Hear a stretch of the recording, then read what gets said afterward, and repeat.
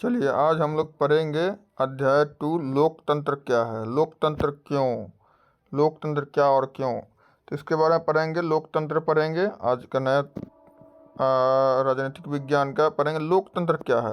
जैसा कि पिछले अध्याय में हमने पढ़ा कि कई हिस्सों में अनेक विवरण पढ़े। इन विवरणों में हमने अनेक शासन व्यवस्था और संगठनों पर चर्चा की। इनमें से कुछ शासन व्यवस्थाओं को क्या किया हमने, लोकतंत्र का, और दूसरे को गैर लोकतांत्रिक शासन कहा गया। क्या हम जिन्हें लोकतांत्रिक कहते हैं उन देशों की सरकार के बारे में कोई एक चीज़ शायद याद कर सकते हैं? पिनोसे के शासन से पहले और बाद का चिले, जैसे कम्युनिस्ट शासन पर व्यवस्था समाप्त होने के बाद पोलैंड, और एनक्रुमा की सरकार की शुरुआत दौर का घाना। इन सभी सरकारों ने कौन सी बात समान थी, ये लोग आप लोग देख लीजिएगा। हम इन्हें लोकतांत्रिक सरकार क्यों कहते हैं, और पिनेसे के दौर वाले चिले, कम्युनिस्ट शासन व्यवस्था वाले पोलैंड और घाना में एनक्रुमा के बाद वाले शासन काल में इनसे क्या अंतर है, और इन सरकारों और म्यांमार के सैनिक शासन में क्या समानता है, और हम इन सरकारों को गैर लोकतांत्रिक क्यों कहते हैं। इन्हीं बातों के आधार पर सरकारों की कुछ समान विशेषताएं लिखे। लोकतांत्रिक सरकारें, गैर लोकतांत्रिक सरकारें। अब आते परिभाषा की जरूरत क्यों पड़ती है। तो ध्यान कीजिएगा कि आगे बढ़ने से पहले सबसे पहले एक मेधावी छात्र की आपत्ति पर गौर किया जाएगा। वह लोकतंत्र की परिभाषा करने के इस तरीके को पसंद नहीं करता। बुनियादी सवाल, जैसे मान लीजिए मेरी मैडम मुझे यह तरीका ठीक नहीं लगता, और ये अध्ययन के किस्सों के व्यवस्थाओं का चर्चा में लग रहता है। अलग अलग लोग जैसे दिए हुए लिख दो मैडम, ये सब तो परिभाषा का इस सब को छोड़ देते हैं। आगे आते हैं, परिभाषा पर आते हैं। देखिए सबसे पहले ध्यान कीजिएगा कि लोकतंत्र शासन का एक ऐसा रूप है जिसमें शासकों को चुनाव लोग करते हैं। लोकतंत्र क्या है, तो लोकतंत्र शासन का एक ऐसा रूप है जिनमें शासकों का चुनाव कौन करते हैं, तो लोग करते हैं। कौन करते हैं, तो लोग। चलिए आगे आते हैं, जो कि यह एक उपयोगी शुरुआत है, और यह परिभाषा बहुत स्पष्ट ढंग से लोकतांत्रिक और गैर लोकतांत्रिक शासन व्यवस्थाओं में अंतर देती है। म्यांमार के सैनिक शासकों का चुनाव लोगों ने नहीं किया। जिन लोगों का सेना पर नियंत्रण था वो देश के शासक बन गए, और शासन के फैसले ये सब पिछले अध्याय में पढ़ चुके। आगे आते हैं, लोकतंत्र पर डायरेक्ट परिभाषा पढ़ाते हैं। अब आते हैं लोकतंत्र की विशेषताएं।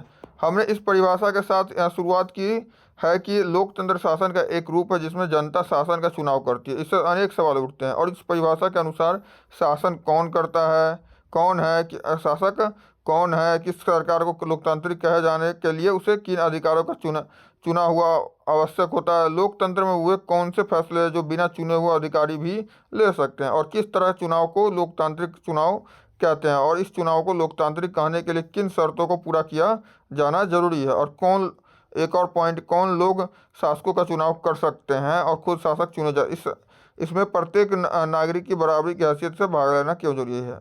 सरकार का स्वरूप भी इसमें हम देखेंगे। आगे आते हैं, प्रमुख फैसले निर्वाचित नेताओं के हाथ। पाकिस्तान में जनरल परवेज मुशर्रफ ने अक्टूबर 1999 सैनिक तख्ता पलट की अगुवाई की, और उन्होंने लोकतांत्रिक ढंग से चुनी हुई सरकार की उखाड़ फेंका और खुद को देश के मुख्य कार्यकारी घोषित किया। बाद में उन्होंने खुद को राष्ट्रपति घोषित किया, और 2002 में एक जनमत संग्रह कराकर अपने कार्यकाल 5 साल के लिए आगे बढ़वा लिया। और पाकिस्तानी मीडिया मानवाधिकार संगठन लोकतंत्र पर काम करने आरोप लगाया कि जनमत संग्रह एक धोखाधड़ी है, और फिर बड़े पैमाने गड़बड़ियाँ की। और अगस्त 2002 ने लीगल फॉर्म ऑर्डर के जरिए पाकिस्तान का संविधान बदल दिया। कब बदल दिया, ध्यान कीजिएगा। परवेज मुशर्रफ ने तो अगस्त 2002 में लीगल फॉर्म के जरिए पाकिस्तान का संविधान बदल दिया। कब, 2002 में। चलिए आगे आते हैं, कुछ मुख्य टॉपिक इसमें देखते हैं। स्पष्ट है कि जनरल परवेज मुशर्रफ ने शासन करने वाले पाकिस्तान को लोकतांत्रिक कहने पर अनेक ठोस कारण दिए। आगे आते हैं,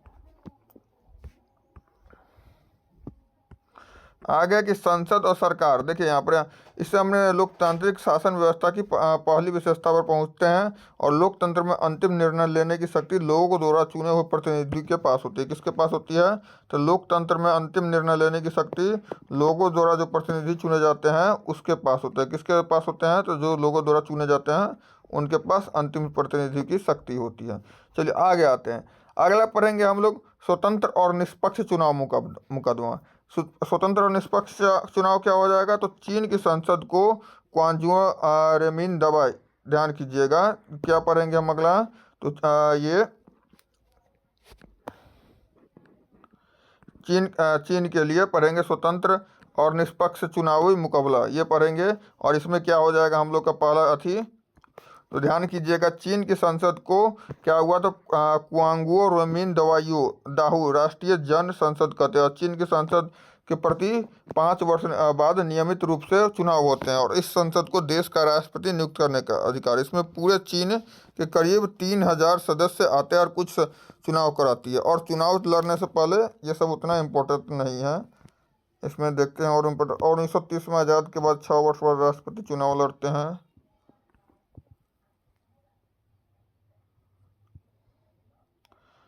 चलिए आगे आते हैं।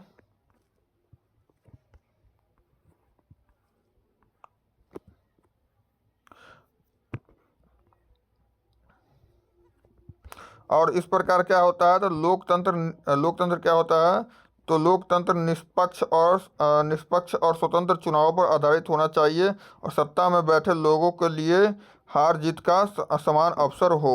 और आगे आते हैं, ये सब हम आगे पढ़ेंगे। आगे आते हैं, एक व्यक्ति एक मूल्य। पिछले अध्याय में हमने पढ़ा था कि किस तरह लोकतंत्र के लिए संघर्ष और लोकतंत्र के लिए होने वाले संघर्ष सार्वभौमिक व्यस्क मताधिकार के साथ जुड़ा था।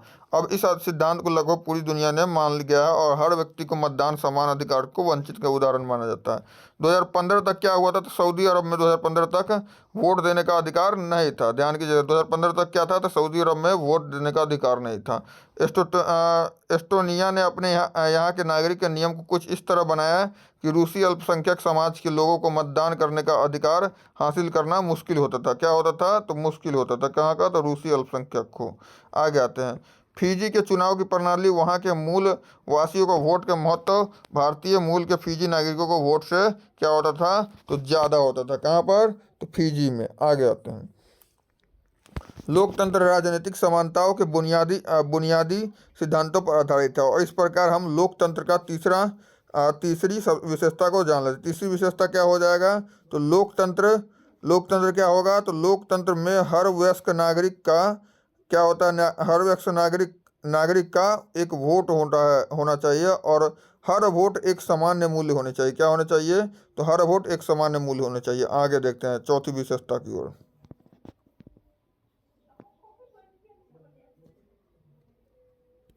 अगला है कानून और राज्यों का अधिकार। क्या हो जाएगा, तो कानून का राज और अधिकारों का आदर हो जाएगा। क्या हो जाएगा, कानून का अधिकार और अधिकारों का आदर। जिम्बाब्वे 1900 इसके लिए कथन है दिया हुआ, अल्पसंख्यक 80 में गोरों और अल्पसंख्यक गोरों के शासन से मुक्ति मिली, जिसके बाद क्या हुआ, देश का जानू पीएम डल राज ने किया। इसका विशेषता देख लेते हैं। इसमें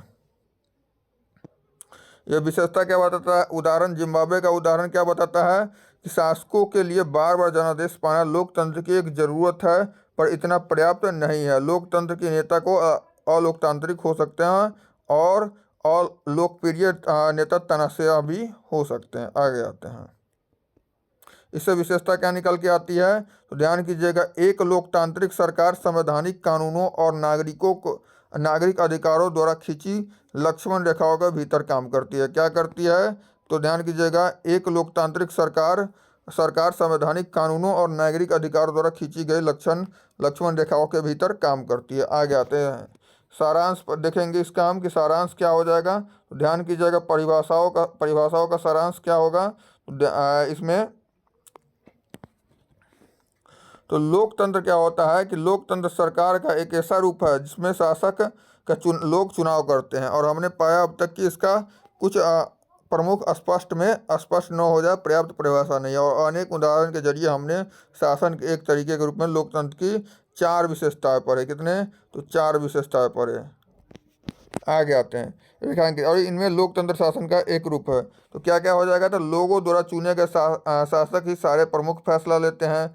चुनाव लोगों के लिए निष्पक्ष अवसर और इतने विकल्प उपलब्ध करवाते हैं कि चाहे तो मौजूदा शासक को बदल सकते हैं। अगला हो जाएगा, यह विकल्प और अवसर क्या करते हैं, तो सभी लोगों को समान रूप से उपलब्ध हो। और लास्ट हो जाएगा, इस चुनाव से बनी सरकार संविधान द्वारा तय बुनियादी कानूनों और नागरिकों अधिकारों को दायरे को क्या करते हैं तो मानते हुए काम करती है। चलिए आगे आते हैं। जैसे उदाहरण में दे सकते हैं कानून का शासन, जैसे हो गया कि भूटान नरेश ने घोषणा की आगे से हुए चुने हुए प्रतिनिधि द्वारा ही सलाह पर काम करेंगे। ये कानून का शासन। भारत में अनेकों तमिल मजदूरों को श्रीलंका में वोट डालने का अधिकार नहीं दिया गया। अधिकारों का सम्मान, ये सब हो जाएंगे। आगे आते हैं। अब आते हैं हम लोग कि लोकतंत्र ही क्यों। मैडम लिंगडोंग की कक्षा के बहुत शुरू बहस आप लोग देख लीजिएगा जो है। सो आगे हम आते हैं यहाँ पर लोकतंत्र ही क्यों, इसका देखते हैं।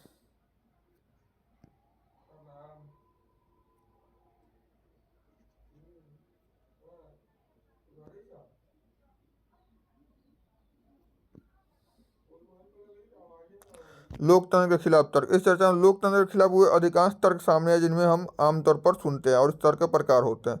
लोकतंत्र में क्या होता है, नेता बदलते रहते हैं, इससे अस्थिरता पैदा होती है। क्या होती है, अस्थिरता पैदा होती है। लोकतंत्र क्या होती है तो लोकतंत्र का मतलब सिर्फ राजनीतिक लड़ाई और सत्ता का खेल है, और यहाँ नैतिकता की क्या होती है, कोई जगह नहीं होती है। लोकतंत्र, ध्यान कीजिएगा, व्यवस्था में इतने सारे लोग से बहस और चर्चा करनी पड़ती है कि हर फैसले में क्या होती है तो देरी होती है। अगला आते हैं। चुने हुए नेताओं को क्या होता है तो को लोगों के हितों का पता ही नहीं होता है, और इसके लिए चलते खराब फैसले होते हैं। क्या होते हैं, खराब फैसले होते हैं।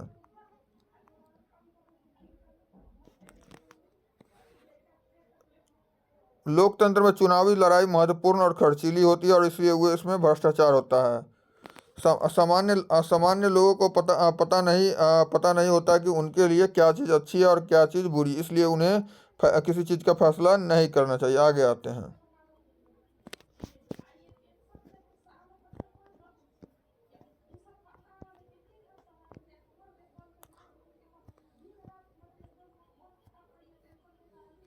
अगला लोकतंत्र के पक्ष में तर्क। चीन में 1858-61 के दौरान अकाल क्या हुआ, विश्व इतिहास का अब तक का सबसे भयावह अकाल था, और इस करोड़ों लोग भूख से मारे गए। इनमें भारत की स्थिति चीन से बहुत अच्छी नहीं थी, और फिर भी भारत में चीन के समान अकाल और भूखमरी की स्थिति नहीं थी, और शस्त्रियों का मानना है कि ऐसा दोनों देशों की सरकारी नीतियों के अंदर अंदर अंतर के कारण हुआ।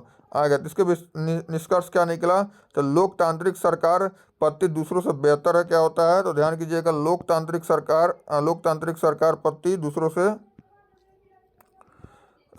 शासन पद्धति दूसरों से बेहतर होता है, क्योंकि यह शासन का अधिक जवाबदेही वाला स्वरूप होता है, और इस प्रकार लोकतंत्र बेहतर निर्णय लेने की क्या होगी तो संभावना होगी। क्या होगी तो संभावना को बढ़ाता है, और लोकतंत्र मतभेदों और टकराव को संभालने का एक तरीका उपलब्ध करवाता है। क्या करता है तो तरीका उपलब्ध करवाता है।